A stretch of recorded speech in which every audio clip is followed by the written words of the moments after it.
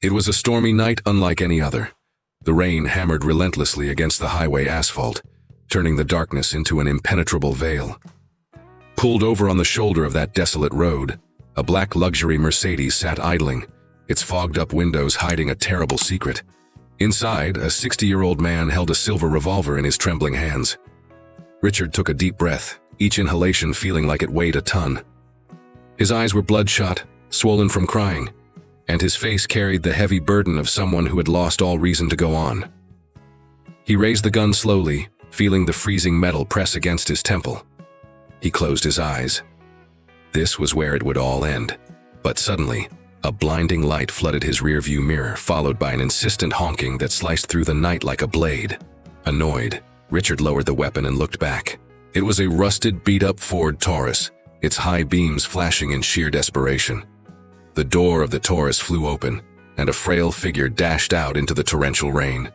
It was a woman in her early 40s, wearing a frayed, completely soaked cleaning uniform. She ran toward the Mercedes, pounding on the window frantically, sobbing. Richard, confused and still consumed by anger, cracked the window just a few inches. Her voice pierced through the pouring rain like a cry for help. "Mr. Richard, thank God. Your grandson, the little boy from Penthouse 305, he's dying. You're the only one who can save him." Richard's expression shifted in an instant. The crushing despair gave way to absolute shock. That woman was Martha, his former housekeeper, and her words had just violently yanked him back from the edge of the abyss. But to understand how Richard ended up there, holding a loaded gun to his own head, we need to rewind a week. We need to meet not the cold, calculated millionaire that many assumed him to be, but a man completely shattered by life. 6 months ago, Richard had lost his wife Eleanor, the absolute love of his life, snatched away by a brutal and unforgiving cancer. She had been his anchor, his sole reason for waking up every morning. When she passed, a huge part of Richard died with her. He spiraled into a crippling depression, the kind that extinguishes the light in your eyes and turns every day into a meaningless gray fog. The only thing keeping him breathing, the last remaining spark of joy in his life, was his grandson, Leo, an 8-year-old boy with bright eyes and a contagious smile. Leo was the son of Victoria, Richard's only daughter, and his son-in-law Trent. Every week the boy would visit his grandfather, bringing colorful drawings and stories from school. In those fleeting moments, Richard could forget his agonizing pain, even if just for a little while. But Victoria was nothing like Eleanor. She had morphed into a cold-hearted socialite, obsessed solely with appearances, lavish parties, and status. And Trent, her husband, was even worse. An arrogant trust fund playboy who couldn't even manage his own credit card bills, let alone the family's empire. While Richard drowned in his grief, those two vultures saw an opportunity. That's when the unthinkable happened. Preying on Richard's fragile emotional state, Victoria and Trent orchestrated a vicious, sickening scheme. They had him legally committed to a psychiatric facility, claiming he was no longer mentally fit to care for himself. They forged medical records, bought off ruthless lawyers, and completely isolated Richard from the outside world. All of this just to seize total control of his fortune, his businesses, and everything he had bled to build over his entire life. For weeks, Richard was locked away in that institution, heavily medicated against his will, treated like an absolute lunatic. The only person who still came to see him was little Leo. The boy would slip past his parents' watchful eyes and show up with his drawings, his stories, his tight hugs. Those visits were the only thing stopping Richard from giving up entirely. Until one day, Richard decided he couldn't take it anymore. He wasn't crazy. He was heartbroken, devastated but not crazy. And if no one was going to get him out, he would break out himself. And that's exactly what he did. On a rainy morning, seizing a brief distraction from the security guards, Richard slipped out of the facility and headed straight for the luxury high-rise where Victoria lived with her family. But when he arrived at the upscale building, soaked to the bone and exhausted, he was met not with open arms, but with utter humiliation. The doorman, clearly operating under strict orders from his daughter, blocked him from entering. "I'm sorry, sir, but Mrs. Victoria left explicit instructions that you are not allowed upstairs," the man said, crossing his arms with an air of superiority. Richard tried to reason, to beg, but it was completely useless. Right there, in the lobby of the very building he had bought for his daughter, he was treated like a stray dog, a dangerous intruder. It was in that moment of crushing desolation that a familiar voice called out to him. "Mr. Richard?" He turned and saw Martha, a humble woman who worked as a cleaning lady in the building. She had an honest face, weathered by years of hard labor, but her eyes radiated genuine kindness. Richard knew her well. For years, Martha had worked in his own home, always respectful, always incredibly dedicated. And unlike Victoria, he had always treated her with the dignity and respect she deserved. Martha approached, her face etched with concern. "What happened to you? Are you all right?" Richard, lacking the strength to put up a front, poured his heart out. The forced commitment, his daughter's sickening betrayal, the isolation. Martha listened in silence, shaking her head in pure disgust. Then she dropped a bombshell that made Richard's blood run ice cold. "Mr. Richard, I don't work here anymore. Victoria fired me out of nowhere a month ago with no cause and didn't even pay my severance. But right before I left, I saw something that really terrified me." She paused, swallowing hard. "Leo, your little grandson, was terribly sick. He was coughing up blood, Mr. Richard. Actual blood. I went straight to Victoria, begged her to take the boy to a doctor. But she just brushed it off, said he was being dramatic and that kids get sick all the time. She and her husband were way more worried about some European vacation they were packing for." Martha's words struck Richard like a lightning bolt. Leo, sick, coughing up blood, and those two monsters were doing absolutely nothing. The agonizing pain in his chest instantly morphed into blinding, absolute rage. He needed to see his grandson. He needed to protect him. But how could he, when he couldn't even get past the front desk? Martha, seeing the raw desperation written all over his face, gently grabbed his hand. "Mr. Richard, I don't know what you can do, but that little boy needs you. They don't give a damn about him. All they care about is their money and their country club parties. You are the only person on earth who truly loves that kid." Richard walked away from the building completely lost. With no money, no access to his bank accounts, and zero credibility thanks to the forged psychiatric evaluations, he had absolutely no way to fight them in court. His daughter had stripped him of everything. And now, discovering that Leo, his only remaining reason to live, was gravely ill and being horribly neglected, was the final fatal blow. That is exactly why, on that miserable rainy night, Richard found himself alone in that Mercedes, gripping a loaded gun. He had lost it all: his wife, his daughter, his fortune, his dignity. And now he was on the verge of losing his grandson too. There was no way out. There was no hope left. Until Martha came sprinting through the storm, pounding on his car window, screaming that Leo was dying. And in that split second, everything shifted. Because sometimes, right when we think we've reached the very end, life hands us one final chance to fight back. One last reason to keep going. And for Richard, that reason was an 8-year-old boy who desperately needed a grandfather who loved him more than anything else in the world. Richard dropped the revolver onto the passenger seat and locked eyes with Martha through the fogged-up glass. "Where is he? Where's Leo?" His voice shook, but it was laced with a fierce determination he thought had died forever. Martha yanked the Mercedes door open and threw herself inside, drenched, shivering from the cold and the sheer urgency of it all. "At Mercy General Hospital.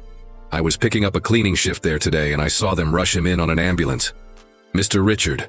The boy was ghost pale, gasping for air. "They said it's bad, really bad."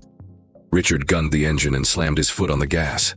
The rain was unforgiving, but nothing mattered except getting to Leo. They tore through the city streets in dead silence, the frantic slapping of the windshield wipers the only sound cutting the thick tension. When they finally skidded into the hospital entrance, Richard bolted toward the emergency room reception, ditching the luxury car right by the curb.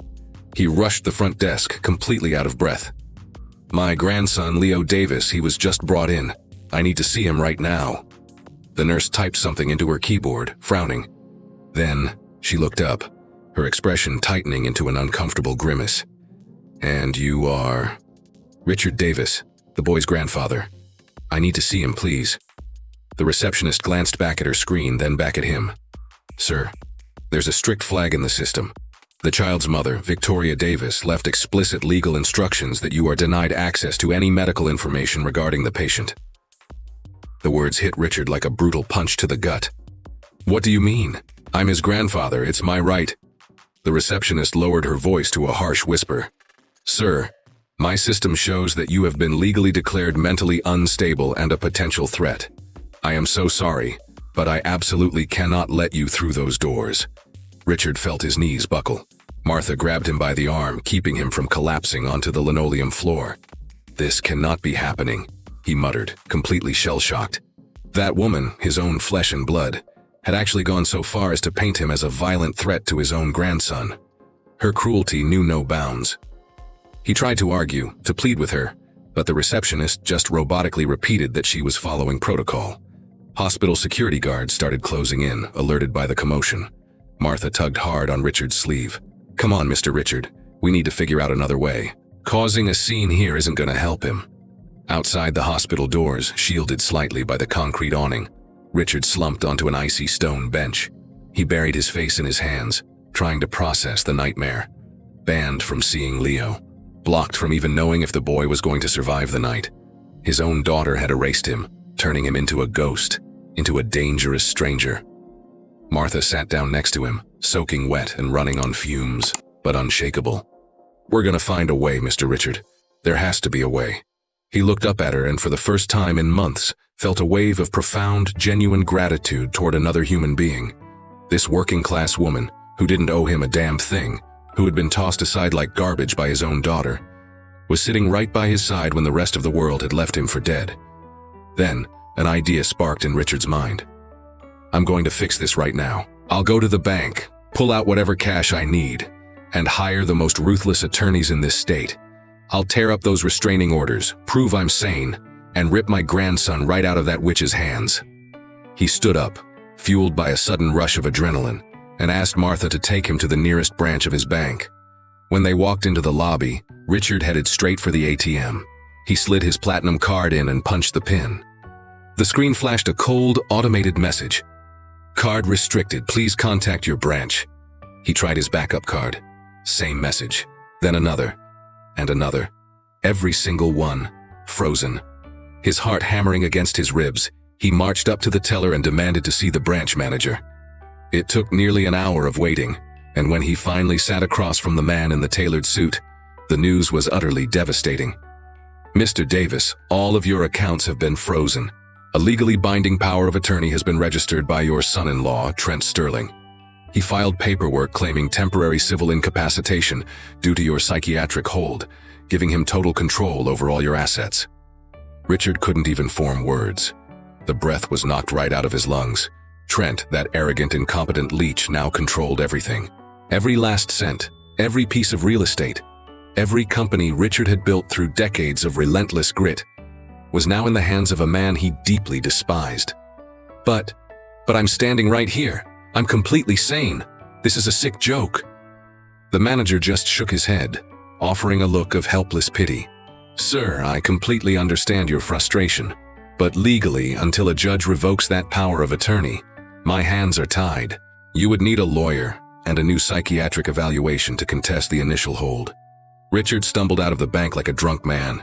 He had zero cash, zero access to his life. It was as if they had taken an eraser to his entire financial existence with a single signature. Out on the sidewalk, Martha was waiting, pacing anxiously. The second she saw his hollow eyes, she knew. "They took everything," Richard choked out, his voice cracking. "I have nothing. I don't even have my ID because it's at Victoria's house. I have no money because Trent locked it all down. I am absolutely nothing." Martha took a deep breath. Without hesitating, she opened her worn-out purse and pulled out a small wad of crumpled bills. It was about $60. Every single dime she had managed to scrape together scrubbing floors over the past few weeks. "Here, Mr. Richard, take it. It's all I've got. But it's yours." He stared at those crumbled bills and felt hot tears sting his eyes.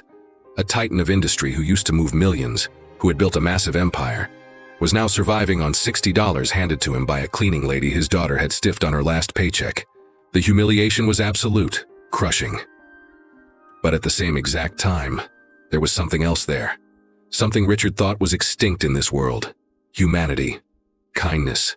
Pure, selfless sacrifice. "Martha, I can't take this from you. It's everything you have." She shook her head, fierce and unyielding. "Yes, you can. That little boy needs you and you need to stay strong. We're gonna use this to pay for a cab, grab a bite to eat, and figure out our next move." Together, they used a chunk of the cash to catch a taxi back toward the hospital, and bought 2 cheap deli sandwiches from a corner bodega. Sitting on a damp park bench eating in total silence, Richard felt the crushing weight of everything he had lost, but also the immense value of what he had just found. A true, loyal ally. After they finished eating, they walked back toward the perimeter of the hospital, desperate for any chance to get an update on Leo. That was when, right across the street, Richard saw something that made the blood boil in his veins. Victoria and Trent were strolling out of the hospital parking garage, heading toward a ridiculously expensive imported SUV. And they were laughing. While their own son, Richard's grandson, was fighting for his life in a hospital bed, those 2 monsters were acting like they were leaving a fancy dinner party. Richard sprinted across the street, dodging traffic, with Martha desperately trying to hold him back. "Victoria, Victoria," he roared through the freezing drizzle. The SUV stopped at a red light, and Victoria rolled down her tinted window, scowling. When she saw her father, her face twisted in pure disgust. "What the hell do you want?" She practically spat venom. "My grandson. How is Leo? Please, Victoria, just let me see him. I just need to know if he's going to make it." Trent, leaning over from the driver's seat, let out a wicked, cruel chuckle. "Well, would you look at that, honey?" The psycho broke out of the nut house. Victoria smirked with pure contempt. "Dad, you are not welcome here. You are clinically insane, and it's all legally documented. If you ever come near me or my son again, I will have the cops drag you straight back to that psych ward, and this time they'll throw away the key." Richard felt the earth completely shatter beneath his feet. This woman, the girl he had raised, loved, and given the world to, was now treating him like radioactive waste, like a violent predator. "Victoria, for the love of God, I am your father. I am Leo's grandfather. How can you be doing this?" "It's easy," she shot back, ice cold. "You've always been weak. After Mom died, you just became dead weight. Somebody had to step up and take control of this family's assets, so I did. Now step away from the vehicle before I call 911. The light turned green and the SUV peeled out, leaving Richard standing paralyzed in the middle of the intersection, drenched and entirely broken. Martha rushed over, grabbing his arm tightly. "Come on, Mr. Richard, come on." He let her drag him back to the sidewalk, a hollow shell of a man. He had hit rock bottom. There was nowhere left to fall. It's hard to believe a daughter could treat her own father with such malice, isn't it? That someone could be so merciless and cold-blooded while an innocent child fights for his life in an ICU bed. If you're also sickened by this blatant injustice, hit that like button right now to prove you're standing with Richard and Martha in this brutal fight. Richard spent that night in a holding cell at the local precinct, a place he never in a million years thought he'd be. Sitting on a freezing steel bench, cuffed like a common thug, he stared down at his bruised hands, unable to recognize his own life. Across the room, cops joked and laughed over coffee, entirely oblivious to the silent agony of a man who, just weeks prior, had been one of the city's most powerful moguls. Martha had stayed right outside the station doors, barred from entering, but swearing she wouldn't move an inch. And she didn't. When dawn finally broke and a lawyer showed up to bail him out, Richard realized the man, Attorney Harrison, was an old friend from his glory days. Harrison had caught wind of the incident on the police scanner, the supposed hospital trespassing charge, and knew deep down that something about the story was horribly wrong. "Richard, I don't know what kind of mess you're in, but I've known you for decades. There's no way in hell you're a threat to your own grandson," Harrison said, signing the release papers with the desk sergeant. "I'm taking this pro bono, at least for now. We're going to tear up this bogus narrative."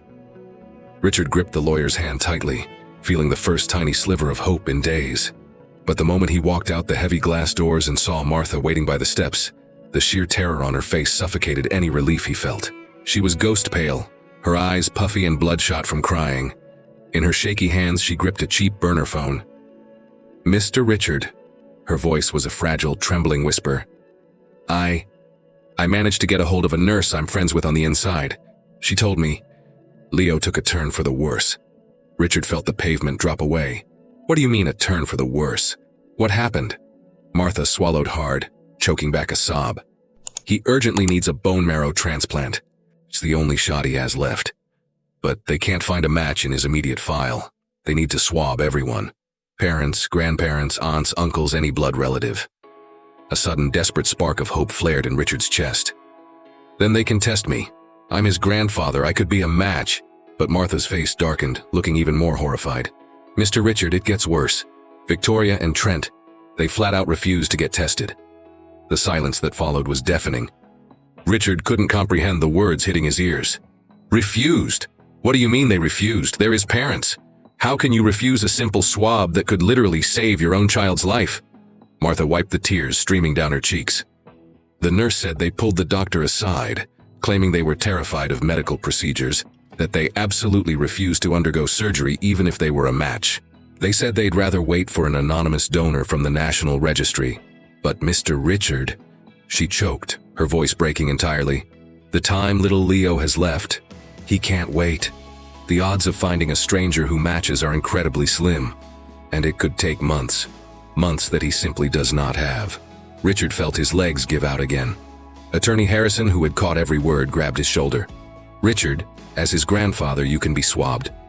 There is a chance of compatibility, even if it's lower than a parent's. And there are haploidentical transplant procedures that work even with partial matches. Then get me to that hospital right now. I'll do the test right damn now. Richard's voice was frantic, bordering on a scream. Harrison shook his head grimly. It's not that simple, my friend. With the restraining order Victoria slapped on you, plus last night's trespassing arrest, you can't step within 100 yards of that hospital without being thrown in a cell. We have to beat these charges first. Get a psych eval proving you're sane and revoke the POA. That takes time. Time? Did you just hear her? My grandson is out of time. Richard was on the verge of a complete breakdown.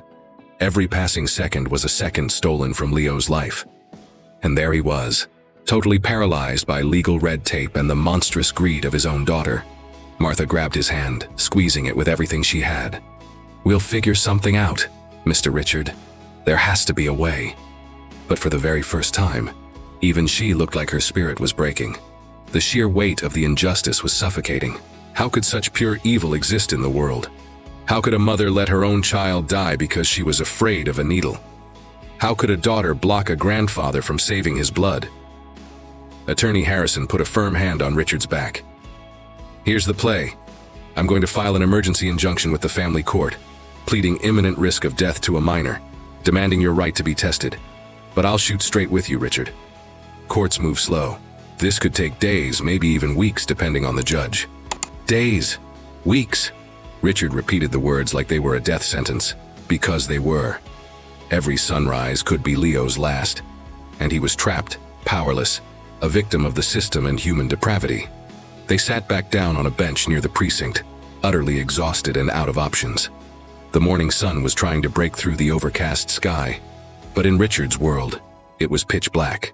He had been so close to having a reason to breathe again, and now it was slipping through his fingers, and he was completely chained down. Martha looked over at him, and even through all the agony there was a fire burning in her eyes. Absolute grit. Mr. Richard, we are not waving the white flag. As long as that boy's heart is beating, we are not giving up, even if we have to rip heaven and earth apart. And in that exact moment, it hit Richard. He had lost the world. His beloved wife, his millions, his reputation, his own flesh and blood. But he had gained something you couldn't buy with $1 billion. A real soldier. Someone fighting in his corner not for a payout, but out of pure, unadulterated compassion. And if this was his final war, he was not going into it alone. They sat on that weathered park bench, surrounded by the distant roar of a city that didn't care if they lived or died. The morning light cast a harsh, cruel glare over them, highlighting every exhaustion line, every tear track on their faces. Richard had his face buried in his hands, and Martha, right beside him, wept softly, searching for words of comfort that simply didn't exist. It's over, Martha. Richard's voice was muffled, totally shattered. Even if I beat the judge and get swabbed, what the hell do I have to offer? The worn-out marrow of a broken 60-year-old man. I probably wouldn't even be a match. I have nothing left, no money, no leverage, no health. I lost it all. My wife, my daughter, my entire legacy. And now I'm gonna watch my grandson die too. He lifted his head, his bloodshot eyes staring blankly at the skyline. You know, Martha, when Eleanor was alive, we had so many dreams. We were gonna travel the world, see the places she had only read about in books. She played the flute, did you know that? She was a musician. Played like an absolute angel. We wanted to open a music academy for underprivileged kids, give them the shot they never had. But the cancer stole it all. And after she was gone, I just surrendered. I let Victoria and Trent hijack the wheel because I was too dead inside to fight. And look where that got me. Martha listened in dead silence, the tears cutting tracks down her cheeks. And then, something deep inside her shattered. Something she had kept locked away in a dark, silent vault in her soul for decades. She took a ragged breath, her hands shaking uncontrollably, and reached deep into the pocket of her frayed jeans. She pulled out a severely faded yellowed photograph, its edges curled and worn. It was a picture of a 10-year-old boy grinning ear to ear, gripping a tiny silver flute in his hands. "Mr. Richard." Her voice barely registered above a whisper. "I lost a son too." Richard slowly turned his head, completely taken aback. Martha gripped the photo with both hands, cradling it like the Holy Grail. "This is my boy, John. I had to give him up for adoption when he was just a baby, 23 years ago." She paused, swallowing the massive lump in her throat. "I was dirt poor, Mr. Richard. I was sleeping on the streets, eating out of dumpsters. I had absolutely nothing. How the hell was I supposed to raise a newborn? So I left him at a local shelter. The only thing I left with him was a silver flute, an old family heirloom. It was the only thing of actual value I owned in this world.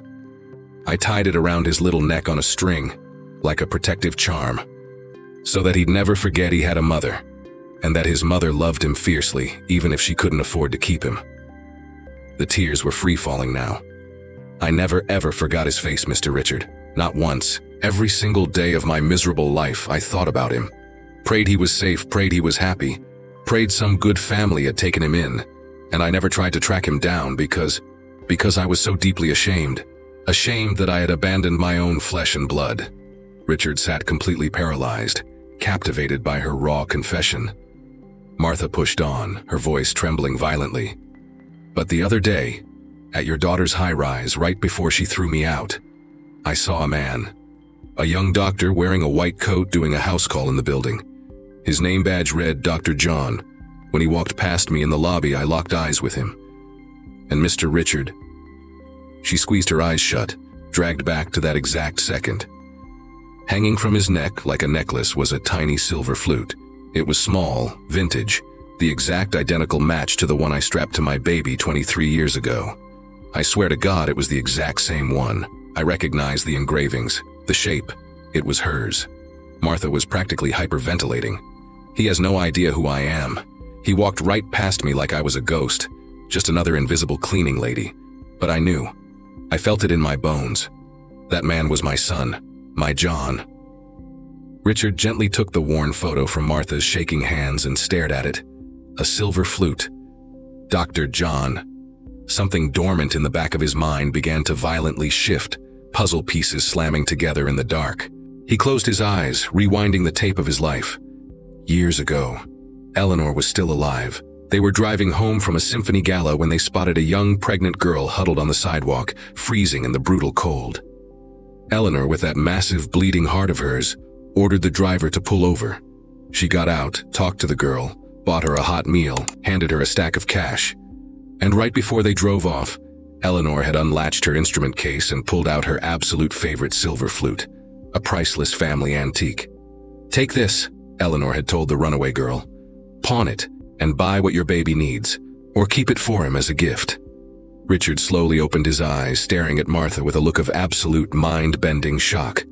"Martha, that pregnant girl freezing on the curb, that was you?" She nodded, looking thoroughly confused. "Yes, I remember it perfectly. A beautiful woman, long hair, a distinguished gentleman with her. They bought me dinner and gave me a silver flute. I never pawned it.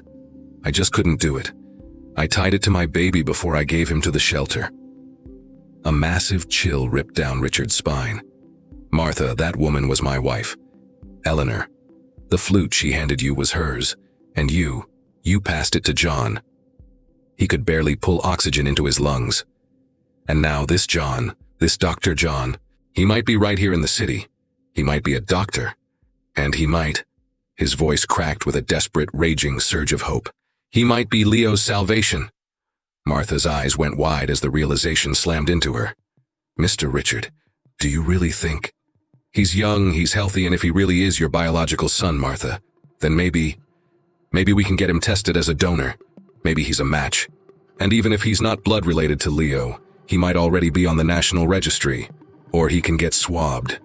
Martha, we have to track him down.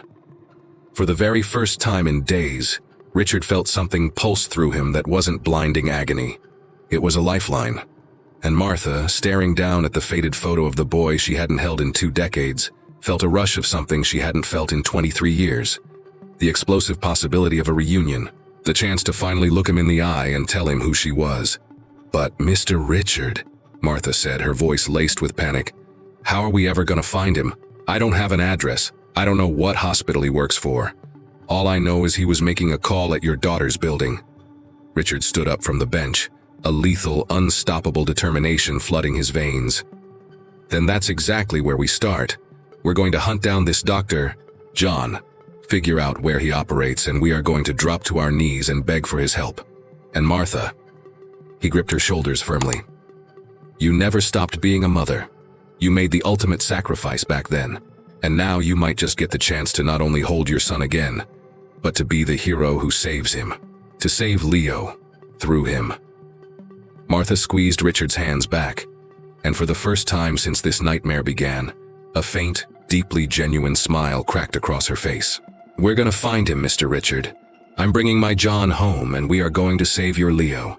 And in that fleeting second, under the cold morning sun, 2 completely shattered hearts found one final reason to go to war. One last fiery spark of hope in the dead of the night.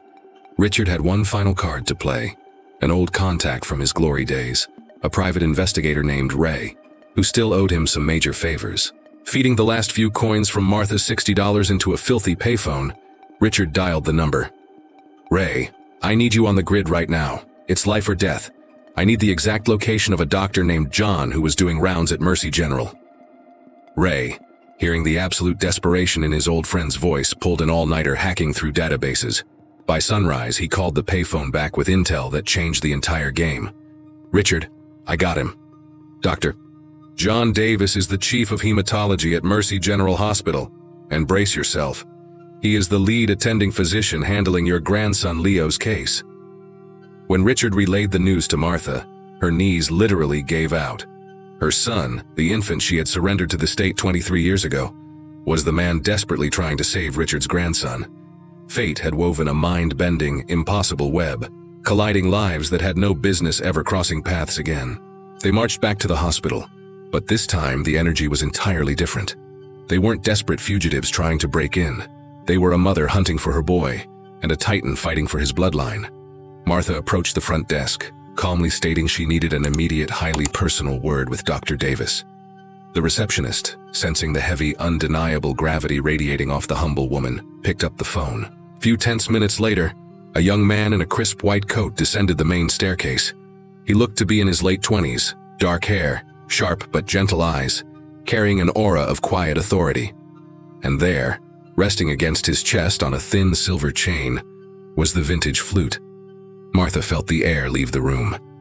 Richard gripped her elbow, anchoring her to the floor. Dr. Davis, she managed to choke out, her vocal cords trembling violently. Yes, that's me. How can I help you? The doctor's tone was incredibly steady, professional. Martha sucked in a jagged breath. I need to speak with you. Behind closed doors. It's a matter of life and death. They were escorted into a small, sterile consultation room. Martha sat directly across from the doctor, Richard flanking her like a bodyguard. With hands shaking uncontrollably, she slid the crumpled, yellowed photograph across the laminate table. Doctor, were you adopted as an infant? John furrowed his brow, completely blindsided by the question. Yes, I was, but why exactly are you asking me this? Martha pointed a trembling finger at his chest. That flute. Where did you get it? The doctor instinctively reached up, wrapping his fingers around the silver pendant. It was on me when I was surrendered to the foster system. It's been my most prized possession my entire life. But what does that have to do with... I tied that flute around your neck, Martha interrupted, the dam finally breaking as tears poured down her face. 23 years ago, I am your biological mother, and I had to give you up because I was starving on the streets and couldn't keep you alive. But I never, not for one single second, forgot you. The heavy silence that filled the room was suffocating. John stared at the working-class woman in front of him, his brain scrambling to process the earthquake he had just been hit with. "Are you sitting here telling me you are my mother?"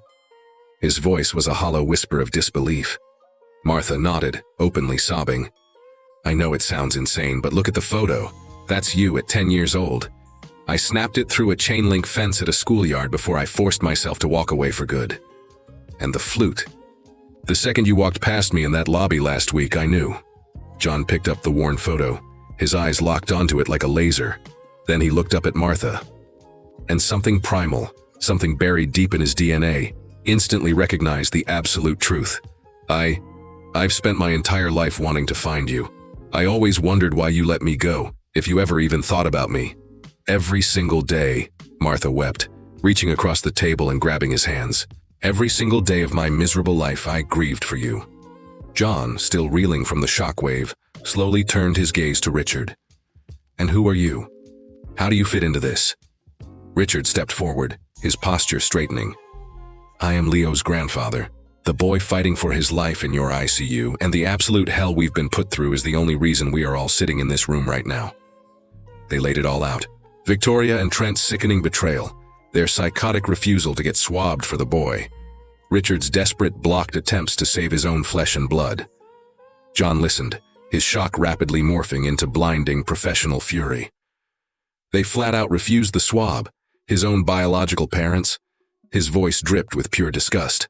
"That is criminal medical neglect. That is child abandonment." He shot up from his chair, a man on a mission. "Here's exactly what's going to happen. First, I am ordering a stat DNA test right now to legally prove you are my mother. Once that clears, and I know it will, we have a miracle on our hands. Second, I am drawing my own blood for a bone marrow match for Leo.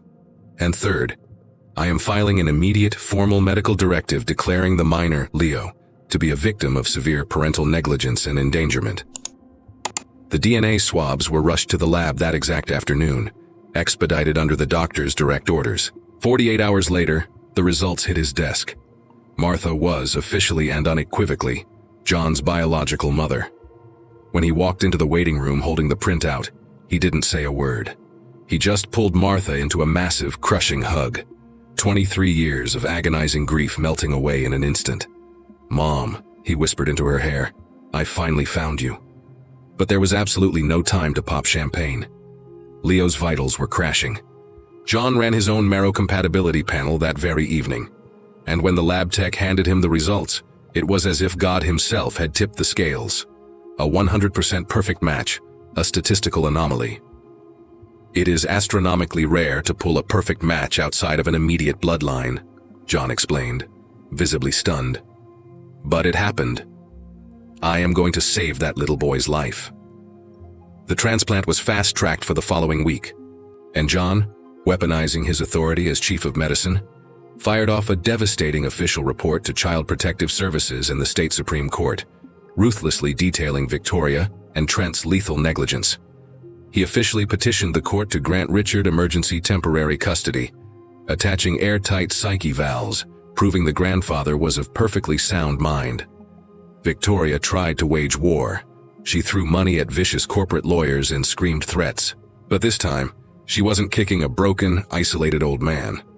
She was going head-to-head with a highly respected chief of medicine, documented proof of child endangerment, and a justice system that was finally out for blood. The transplant surgery was an absolute triumph. John donated his marrow, and Leo's body accepted it flawlessly. Little Leo, the 8-year-old boy who was left to die by his own selfish parents, started pulling through day by day. And when he finally fluttered his eyes open in the recovery ward, the very first face he saw was his grandfather Richard, squeezing his tiny hand, crying tears of pure, unadulterated joy. While Leo regained his strength, the wheels of justice ground Victoria and Trent into dust.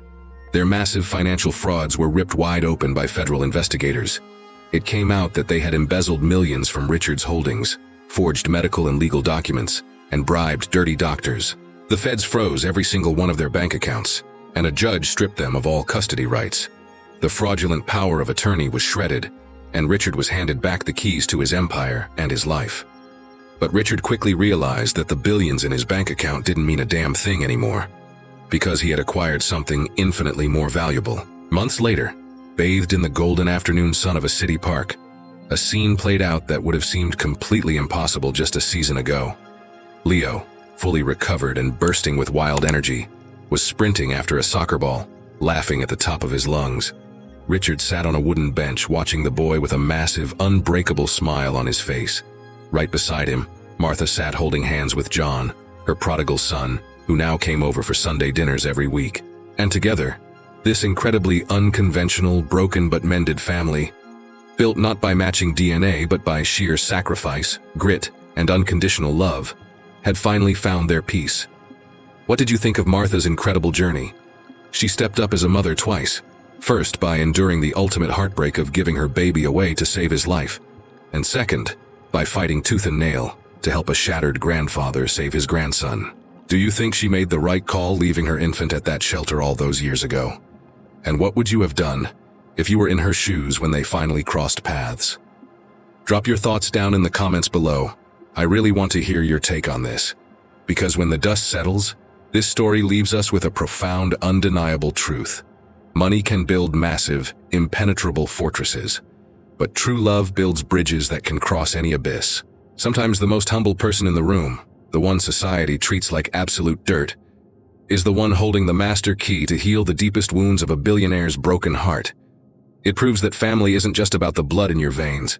It's about who stands shoulder to shoulder with you in the darkest trenches of life, when you have absolutely nothing left to offer but your soul. If this story hit you right in the chest and you believe in the unbreakable power of real family and brutal justice, hit that subscribe button and ring the notification bell to join our community so you never miss out on our next heart-stopping emotional true stories.